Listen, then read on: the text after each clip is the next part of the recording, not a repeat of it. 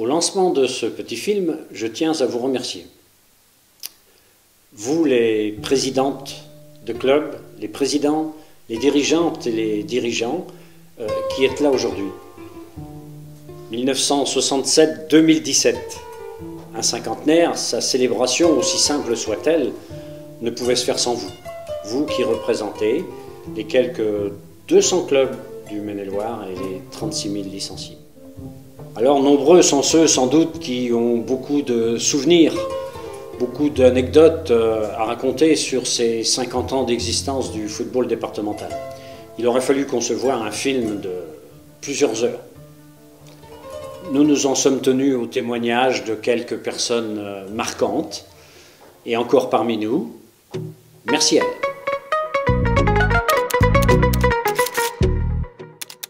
C'était très bien la journée parce que y avait beaucoup de jeux, on a pu jouer et puis les matchs étaient bien. Super journée, super bien organisée pour les enfants, des structures partout, on n'a pas besoin de courir après pour aller les chercher, il y a tout ce qu'il faut à côté et non, une bonne petite journée, vraiment très sympa. Ouais. Puis je trouve que elle a été bien organisée parce qu'on a pu vraiment bien s'amuser. Donc merci à tous ceux qui l'ont organisée.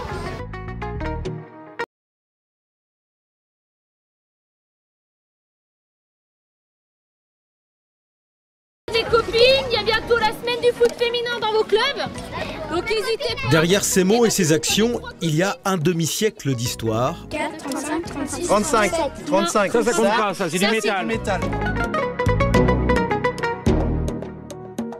Une histoire de passion, celle du district du Maine-et-Loire de football.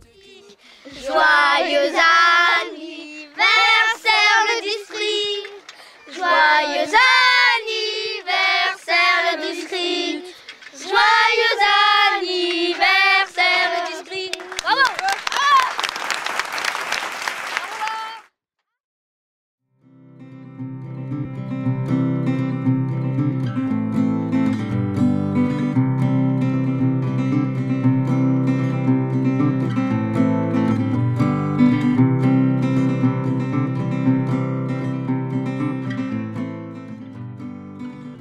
Si le football prend ses origines en Angleterre, en France, sa pratique sera favorisée par la naissance du football local en 1910. Le football prend alors une dimension politique. Ainsi, en 1918, les premières ligues de football seront créées, dont la Ligue de l'Ouest, à laquelle l'Anjou sera attaché.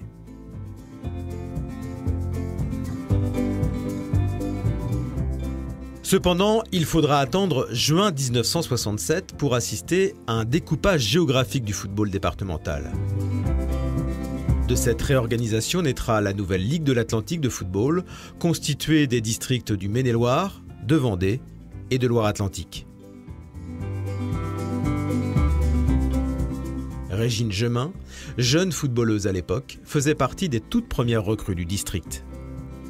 Alors tout simplement parce que je suis rentrée au district de football, je n'avais que 17 ans et demi. Alors je me suis occupée de la commission des arbitres, la commission féminine, et j'avais eu au départ un petit peu la comptabilité, mais j'avoue que ça ne me plaisait pas du tout, voir des chiffres dans le désordre toute la journée, ça me gave. Donc j'ai été recrutée le 1er octobre 71, et je suis partie en retraite pour le 1er mai 2014. J'ai donc fait 42 ans et demi au district de football. Alors j'ai connu 7 présidents. Le premier, M. Chéré, ensuite M. Hervaux, M. Hervé, M. Cornu, M. Bossan, M. Gauthier et Guéribaud. Eh bien, le district, il a une mission, c'est de relayer les initiatives fédérales. Je dirais, pour employer une expression un petit peu du domaine footballistique, que nous sommes régulièrement pris en sandwich. D'un côté, il faut prendre en compte tout ce qui vient de la base, ce qui vient des clubs. Et puis, de l'autre côté, il faut décliner les préconisations fédérales. Il y a eu, par exemple, l'informatisation des clubs. Puis, s'en est suivi le scan de la feuille de match. Plus récemment, la mise en place de la feuille de match informatisée. Puis, il y a des initiatives plus ambitieuses, comme la mise en place du programme éducatif fédéral, le PEF, ou bien encore tout ce qui concerne le projet club avec le protocole de labellisation. Devenu au fil des ans un acteur incontournable du lien social, les nouvelles missions du district ne pouvaient se faire sans une certaine évolution de ses moyens techniques. Alors les évolutions déjà au niveau matériel, on est passé de la vieille machine à écrire où on passait les doigts au travers quand on voulait taper à la machine. On a eu aussi les polycopiers, donc on avait une machine avec des stencils qu'on passait dans de l'encre. Et puis ça a été rapidement abandonné et c'était une bonne chose. Ensuite, donc on est passé quand même aux ordinateurs. Et puis là, on a fait des formations aussi bien sur le site et puis à la Ligue. Sur le site, donc moi j'ai fait rue Saint-Lô, 36 rue Saint-Lô, 7 rue du Temple et puis au Ponce.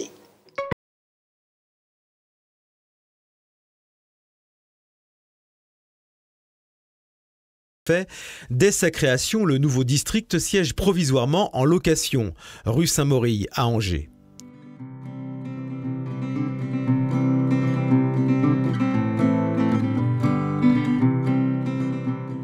Jean Chéret, un administrateur chevronné, devient son premier président. Un serviteur du sport qui fut également membre de la Nouvelle Ligue Atlantique. Dès le début de son mandat, il restructure le district avec l'arrivée des premiers personnels, première secrétaire, Marcel Lebras, comptable, mais aussi du premier conseiller technique départemental, Jacques Thibault. Une réorganisation qui, au fil du temps, pousse le district à investir dans de nouveaux locaux, tout d'abord au 36 rue Saint-Lô,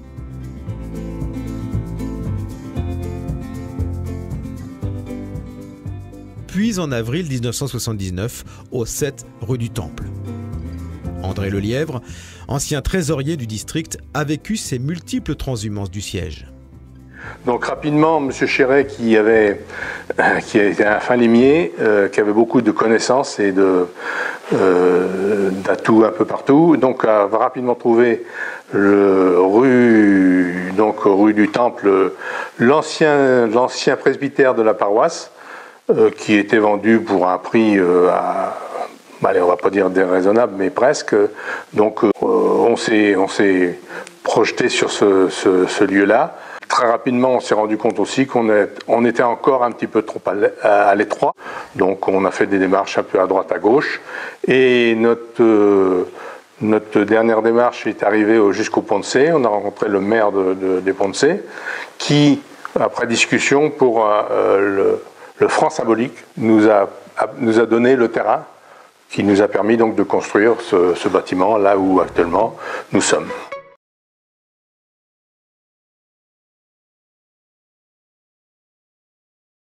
Soit 2 décennies après la disparition de son premier président, Jean Chéret.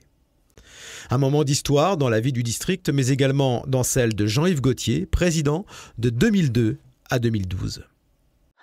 Ah, s'il y a des souvenirs marquants dans ma vie de footballeur et de dirigeant, celui-ci c'en est un, puisque comme j'étais un petit peu à la fédération, j'ai eu la chance d'avoir le président de la Fédération française de football, Claude Simonet, le président de la Ligue du football amateur, Jean-Pierre Escalette, des tas de gens qui sont venus par sympathie pour le district, pour le football, et puis des politiques que je n'aurais jamais soupçonné qui viendraient ici pour l'inauguration. Ça a été une grande journée. C'est un des faits marquants.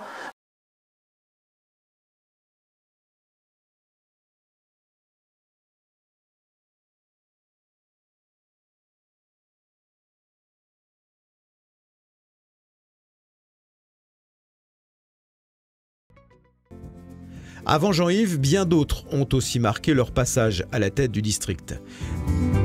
C'est le cas de Jean Herveau, un ancien architecte en bâtiment qui fut élu en janvier 1982.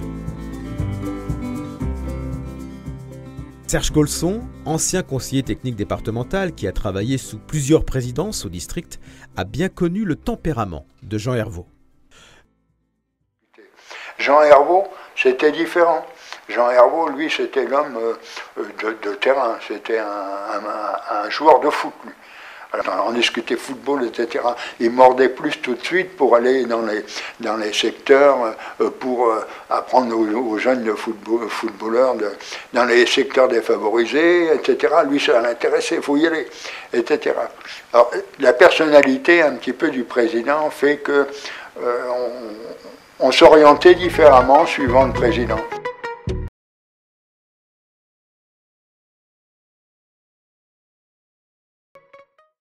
Jean Herveau, un président discret, à l'image de ses années de footballeur exemplaire. Il avait fait des questions disciplinaires sur les terrains de foot sa priorité, et de sa présidence naîtra le nouvel écusson du district. Et alors, à côté de cela, il y a eu de véritables innovations dans ce district. Je veux saluer ici le travail réalisé, par exemple, en matière de foot animation, par Raymond Pilard, qui a été un véritable précurseur, y compris au niveau national d'ailleurs. Il a initié un fonctionnement qui a été relayé ensuite par des dirigeants investis et de grande valeur. Je pense à Hubert Souris, Hervé Lancieux.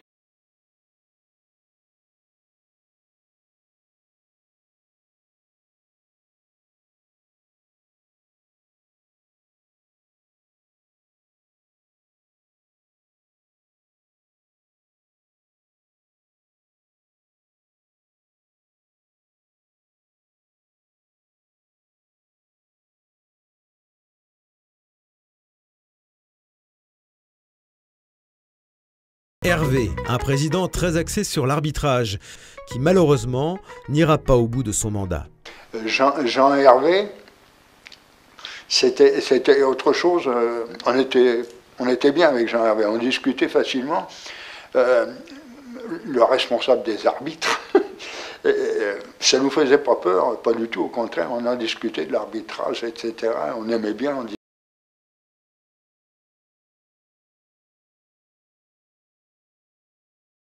Disparition de Jean Hervé, André Cornu deviendra alors le 4e président de l'histoire du district. Sa connaissance pointue des dossiers lui permettra d'être élu président de la Ligue Atlantique en 2000. Ah oui, André Cornu, il était très sectaire, fallait pas d'écart, pas de conneries, pas de... Oh là, il était difficile à gérer et je lui expliquais qu'il fallait aller à tel endroit, fallait faire ça, ça répondait à nos besoins du département, etc. Mais comme disait pour ceux qui connaissent André Cornu, il faut pas que ça coûte trop cher. André Cornu, c'était un petit peu ça.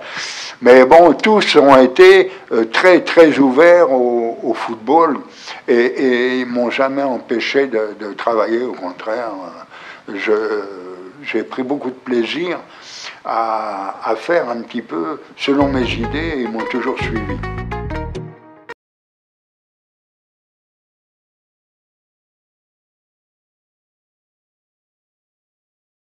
D'André Cornu, le fauteuil revient à Charlie Maussan, qui, comme certains de ses prédécesseurs, décédera en cours de mandat. Un moment douloureux vécu par Jean-Yves Gauthier, qui le remplacera.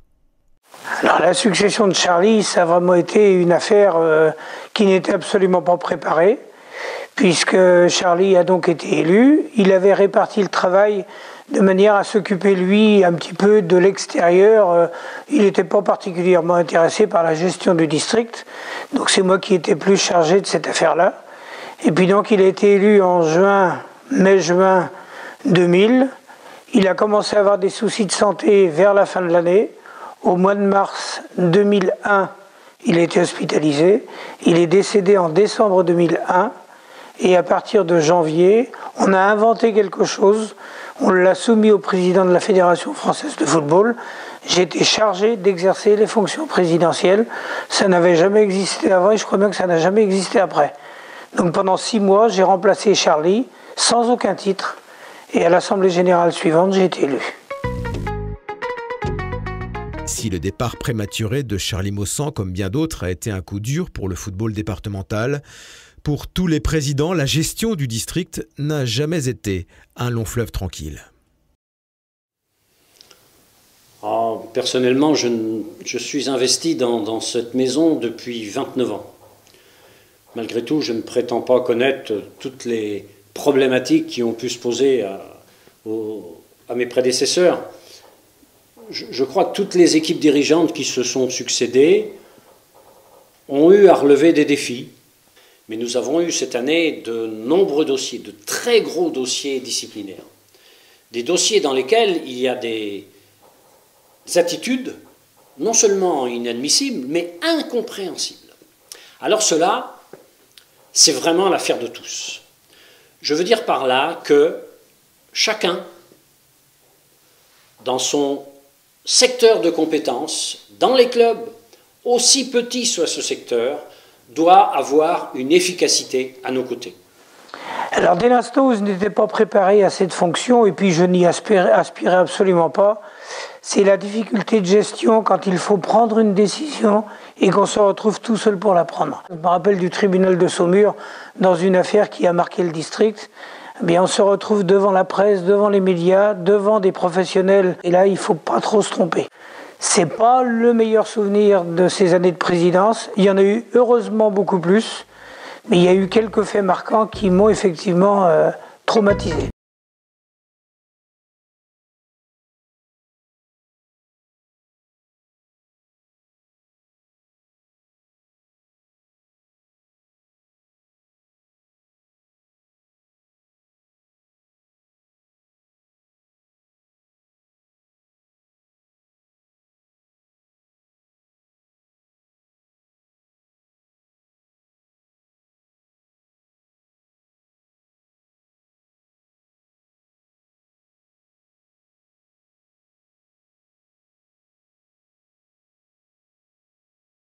Mais malgré ces résultats encourageants, d'autres chantiers attendent le district, et pas des moindres. En s'appuyant sur toutes ces composantes, il y a deux axes prioritaires à conduire. Il y a deux philosophies parmi nos pratiquants. Les compétiteurs, les véritables compétiteurs. Je pense que là, on peut dire qu'on sait faire. Et puis, il y a toute une cohorte de pratiquants qui demandent des aménagements, tant sur le plan de l'assiduité que sur le plan réglementaire, que sur le plan de la régularité, et à qui donc nous devons prêter attention, à qui nous devons peut-être offrir des créneaux autres que ceux du dimanche après-midi. Et donc là, il y a une véritable réflexion à conduire. Aussi, je compte vraiment sur vous tous pour que, ensemble, au moment où nous allons prolonger ces 50 années d'existence et au moment de la naissance de la nouvelle Ligue des Pays de Loire, nous mettions en œuvre les valeurs de près. Plaisir, respect, engagement, tolérance et solidarité. C'est de cette manière que nous donnerons de notre sport une image toujours plus attractive et positive. Ce sont sur ces notes d'espoir que s'écriront d'autres pages d'histoire, celle du district du Maine-et-Loire de football.